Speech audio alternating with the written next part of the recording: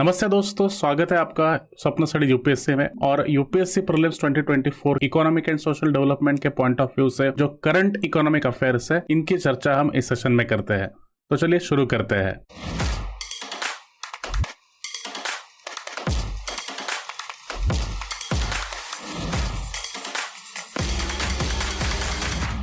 आज का जो फर्स्ट न्यूज़ आइटम है, ये 11 सितंबर की ये न्यूज़ है और इसके बारे में हम चर्चा करेंगे। सबसे पहले इसकी हेडलाइन और सब हेडिंग पढ़ लेते हैं। EU, that is European Union, and India to start dialogue on carbon tax concerns today. CABM, Delhi to emphasize on equivalence clause to take credit for carbon tax it levies। So अब ये देखिए, जब भी हम newspaper पढ़ते हैं, कौन सा article exam point of view बहुत इंपॉर्टेंट है और कौन सा आर्टिकल हमें पढ़ना चाहिए, नोट्स निकालने चाहिए, और किस आर्टिकल को इग्नोर करना चाहिए, ये आइडेंटिफाई करना बहुत इंपॉर्टेंट है। और जैसे कि आप ये आर्टिकल देख रहे हैं, इसको मैं एक्सप्लेन भी करूँगा और आपको ये भी बताऊँगा कि what must be the perfect practice, proper practice for newspaper reading. See, EU and India, European Union and India का यहाँ पे मेंशन किया गया है to start dialogue. So European Union and India में कोई डायलॉग होने वाला है, इसके बारे में ये न्यूज़ है। अब ये जो न्यूज़ है, सबसे पहले हमें देखना है, our first important task is to identify the topic in the syllabus with which this article is related. किस टॉपिक से ये आर्टिकल रिलेटेड है सिलेबस में, अगर ये हमें पता चल गया तो ये आर्टिकल इंपॉर्टेंट है या नहीं, ये हम बता सकते हैं।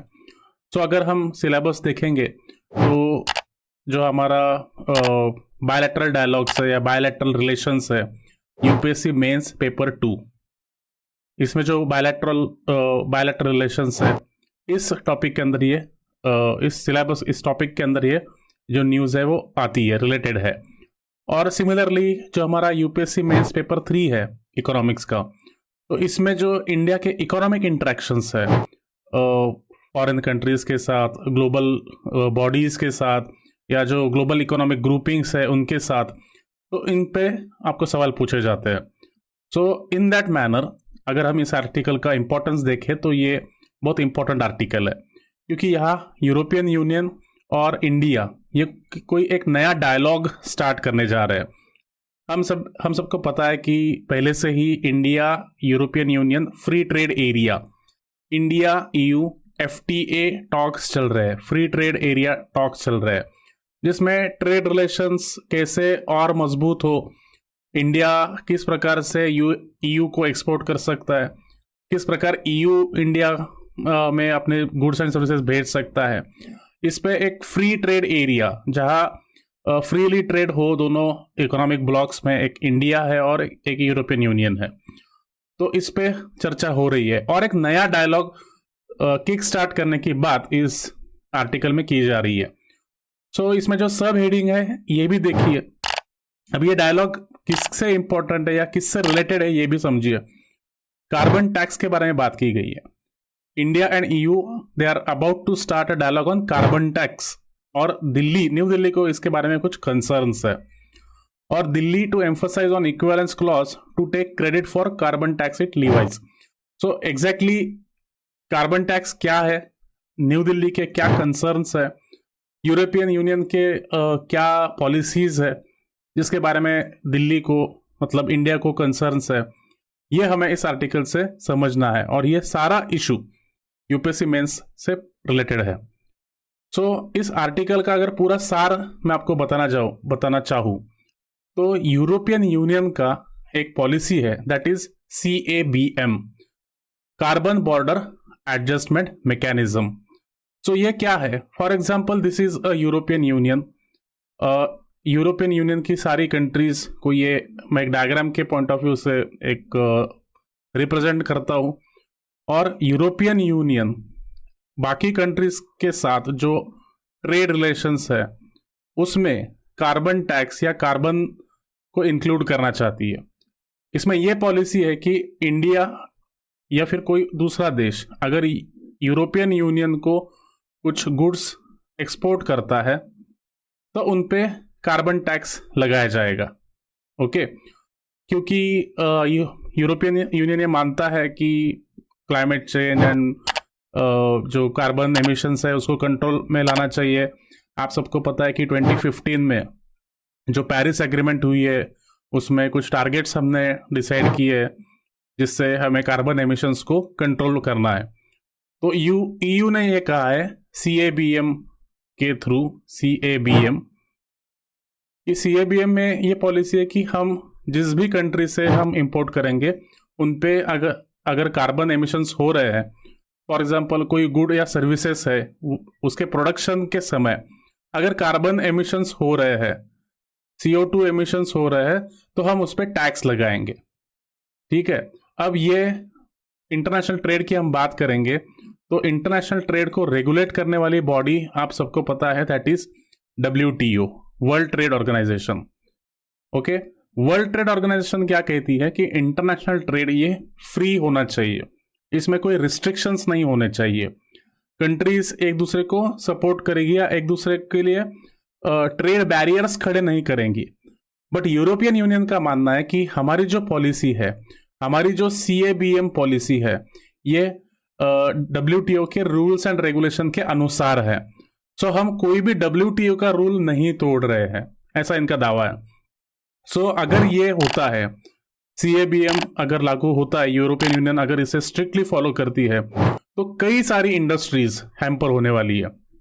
अगर हम देखेंगे cement, iron and steel, aluminium, fertilisers, electricity and hydrogen, ये जितने भी प्रोडक्ट्स EU इंपोर्ट करता है, यूरोपियन यूनियन की कंट्रीज इंपोर्ट करती है बाहर से, उन सारी इंडस्ट्रीज पे एक 25 to 30% का जो टैक्स बर्डन है ये लगने की संभावना जताई जा रही है।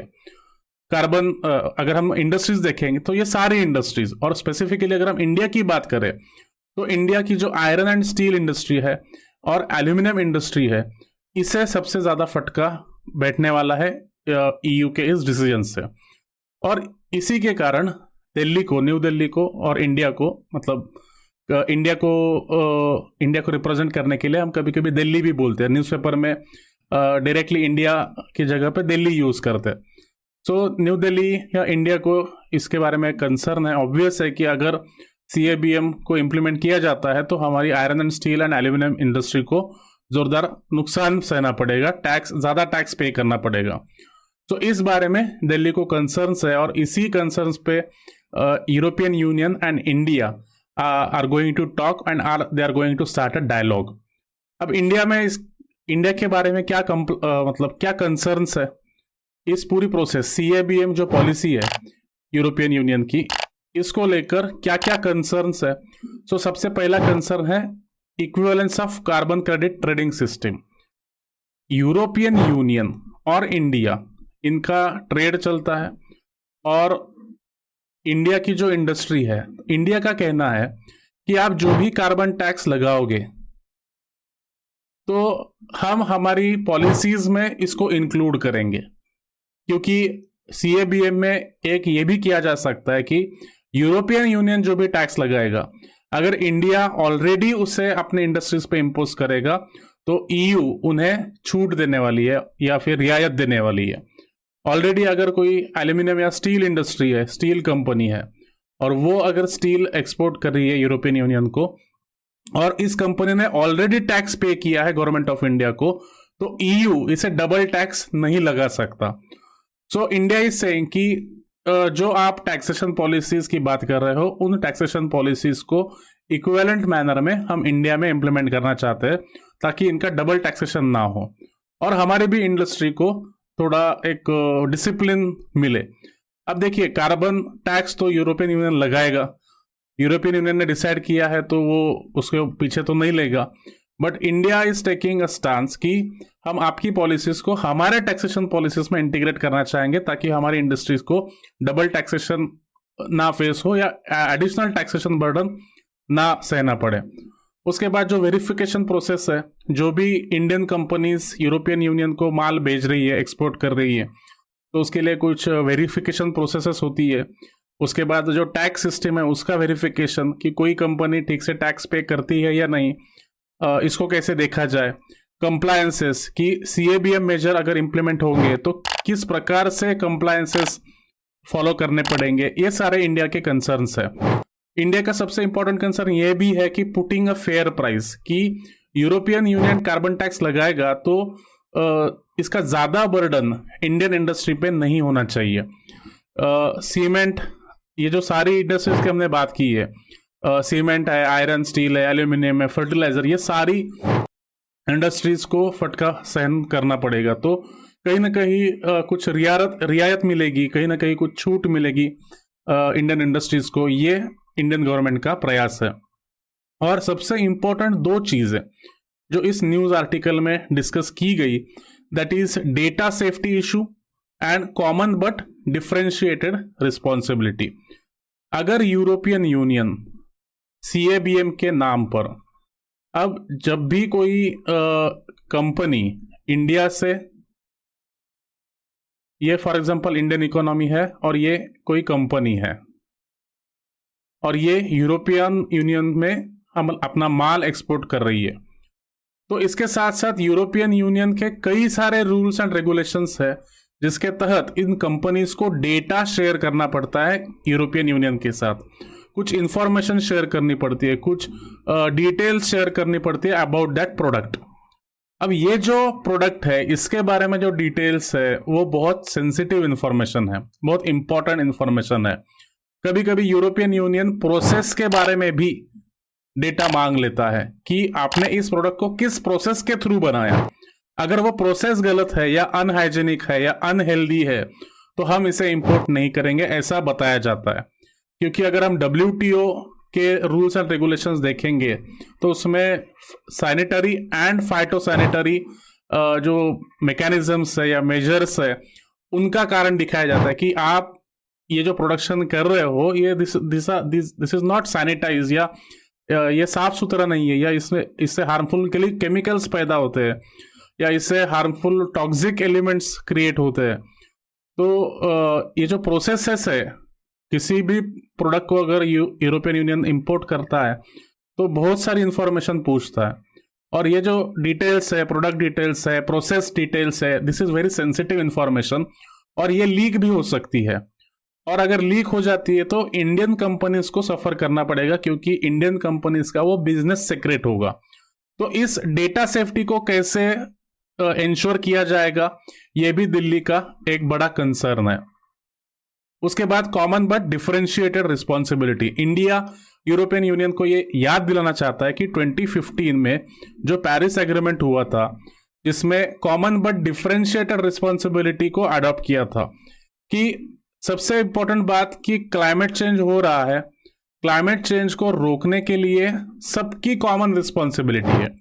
जो डेवलप्ड कंट्रीज है, डेवलपिंग कंट्रीज है, लीस्ट डेवलप्ड कंट्रीज है, this is a common responsibility of all to control the climate change, to address the climate change. But because of historical injustice with these developing and least developed countries, क्योंकि maximum carbon dioxide emission किसने किया है? Developed countries ने किया।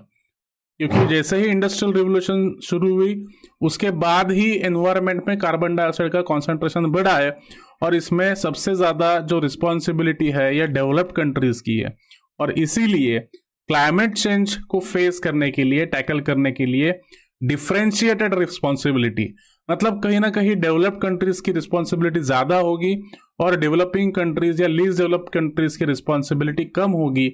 यह principal हमने Paris conference में, Paris agreement में अडॉप्ट किया है।